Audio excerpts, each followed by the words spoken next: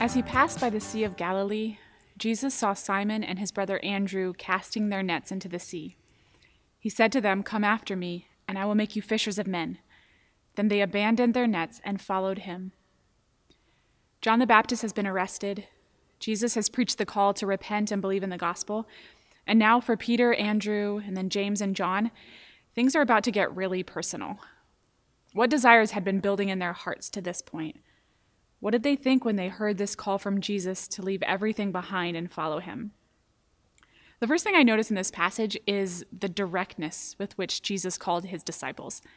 In the Jewish tradition, when a young man wanted to follow a great rabbi, to learn from him and to become like him, he needed to hear the words of the invitation from the rabbi, absolutely, but only after the disciple approached the rabbi first. Yet here, Jesus is the one who initiates, who speaks the words of invitation first. "You have not chosen me, but I have chosen you," Jesus will later say in the Gospel of John. The call to become a follower of Jesus comes from God's own initiative. He speaks the words of invitation with a gentle authority. He knows what he is about. We're not given a glimpse into any special skills that Peter and Andrew and James and John had.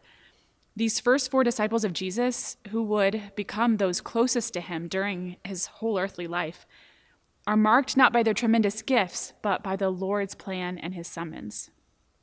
And what is it that they're being called to? For these first followers and for us, the call to discipleship is, first of all, a call into relationship. St. Matthew describes Jesus going up the mountain to pray before choosing his first disciples.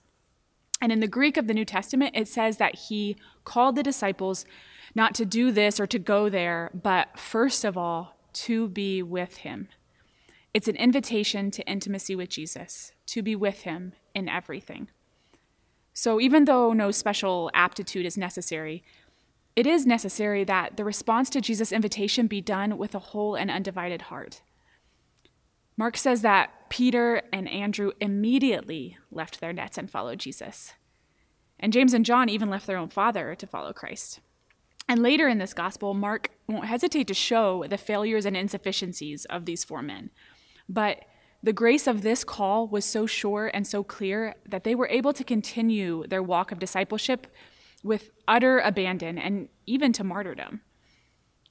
So in what ways have you experienced God's invitation and call to discipleship? How have you perceived his call? What are some of the nets in your life? What is it that you can't imagine living without? Could you leave those things behind immediately if called?